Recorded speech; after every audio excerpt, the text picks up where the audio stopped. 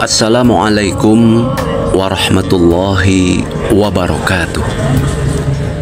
Innal hamdalillahi nahmaduhu wa nasta'inuhu wa nastaghfiruh wa na'udzu billahi min syururi anfusina wa min sayyiati a'malina. May yahdihillahu fala mudhillalah wa may yudlil fala hadiyalah. Asyhadu an la ilaha illallah wahdahu la syarikalah wa asyhadu anna Muhammadan abduhu wa rasuluh, amma ba'd. Kaum muslimin dan muslimat dimanapun Anda berada, hari-hari ini kita diviralkan dengan pernikahan beda agama. Jutaan pasang mata, lalu komentar-komentar dari para netizen, ada yang mendukung, ada yang menolak. Dengan melihat fenomena kejadian pernikahan yang beda agama ini, kemudian diviralkan dengan ritual-ritual tertentu. Lalu bagaimana FSUI, Forum Silaturahmi Ulama Indonesia, memandang hal demikian itu? Kami dari FSUI tegas bahwa pernikahan beda agama itu jelas dilarang atau hukumnya haram. Mengapa demikian? Karena sudah jelas nas Al-Quran pun dibarengi dengan hadis-hadis Rasulullah yang melarang pernikahan beda agama. Lalu apa sih tujuannya nikah itu?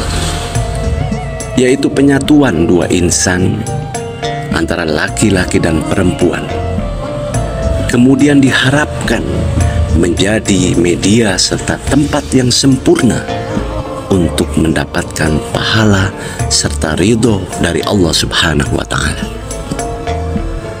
Oleh karena itu, pernikahan di dalam Islam bisa dibilang sebagai sesuatu yang sangat-sangat sakral. Jadi sebisa mungkin harus dijaga, bahkan hingga maut memisahkan. Kaum muslimin dan muslimat dimanapun Anda berada, mengapa Islam melarang, mengharamkan pernikahan beda agama? Di dalam Al-Quran jelas dikatakan, a'udzubillahi minasyaitonir rajim, wala tankihul musyrikati hatta yu'min wala umatum mu'minatun khairun min musyrikati walau a'jabatkum wala tankihul musyrikina hatta yu'minu wala abdum mu'minun khairun min musyrik walau a'jabakum ulaika yad'una ilan nar wallahu yad'u ilal jannati wal maghfirati bi'izni wa yubayyinu ayatihi linnasi la'allahum yatadhakkarun, yang artinya, dan janganlah kamu menikahi wanita-wanita musyrik sebelum mereka beriman. Sesungguhnya wanita budak yang mukmin lebih baik dari wanita musyrik walau dia menarik hatimu. Dan janganlah kamu menikahkan orang-orang musyrik dengan wanita-wanita mukmin sebelum mereka beriman. Sesungguhnya budak yang mukmin lebih baik dari orang musyrik walaupun dia menarik hatimu. Mereka mengajak ke neraka, sedang Allah mengajak ke surga. Dan dengan ampunan izinnya Dan Allah menerangkan ayat-ayatnya, perintah-perintahnya kepada manusia supaya mereka mengambil pelajaran. Mengenai asbabun nuzul, ayat ini diriwayatkan oleh Ibnu Abbas radhiyallahu anhu. Satu ketika Rasulullah Shallallahu Alaihi Wasallam mengutus saudara Mursad Al-Ghanawi untuk pergi ke Mekah guna menjemput sejumlah kaum muslimin yang masih tertinggal di sana. Untuk apa? Untuk dibawa ke Madinah. Kedatangan Mursad ke Mekah itu terdengar oleh seorang wanita musyrik bernama Anak, yaitu teman lama Mursad sejak zaman jahiliyah. Dia adalah seorang perempuan yang cantik rupawan. Semenjak Mursad hijrah ke Madinah, mereka belum pernah berjumpa. Oleh sebab itu, setelah ia mendengar kedatangan Mursad ke Mekah, ini si Anak segera menemuinya.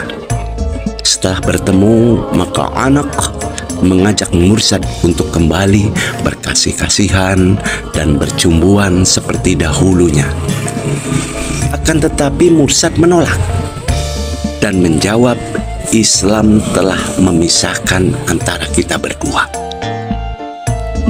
Mendengar jawaban itu, Anak berkata, masih ada jalan keluar bagi kita, yaitu baiklah kita menikah saja. Mursad menjawab, setuju, tetapi aku lebih dahulu akan meminta persetujuan kepada Rasulullah Sallallahu Alaihi Wasallam. Setelah kembali ke Madinah, Mursad melaporkan kepada Rasulullah hasil pekerjaan yang ditugaskan kepadanya. Dan di samping itu diceritakanlah tentang pertemuannya dengan Anak dan maksudnya untuk menikahinya. Ia bertanya kepada Rasulullah, ya Rasulullah, halalkah bagiku untuk mengawininya? Padahal ia musyrik. Maka turunlah ayat ini sebagai jawaban atas pertanyaan itu. Kaum muslimin dan muslimat yang dirahmati Allah, di dalam ayat ini ditegaskan oleh Allah Subhanahu wa Ta'ala larangan bagi seorang muslim mengawini perempuan-perempuan musyrik, dan larangan mengawinkan perempuan mukmin dengan laki-laki musyrik kecuali mereka telah beriman. Walaupun mereka itu cantik misalnya, dan rupawan, gagah, kaya, dan sebagainya, budak perempuan yang mukmin atau budak laki-laki yang mukmin itu lebih baik untuk dikawini daripada mengawini orang musyrik. Assalamualaikum warahmatullahi wabarakatuh. Saya Khalid Hidayat, Komisi Dakwah Majelis Ulama DKI Jakarta, mengucapkan selamat kepada seluruh pengurus MUI DKI Jakarta, yang mana insya Allah besok hari Senin, tepatnya tanggal 29-30 April 2024, akan mengadakan acara pengukuhan dan mukerda. Semoga MUI DKI Jakarta akan terus berpartisipasi dalam pembangunan DKI Jakarta dan terus mempertahankan keharmonisan antar umat beragama di DKI Jakarta khususnya. Sekali lagi, selamat dan sukses. Assalamualaikum warahmatullahi wabarakatuh.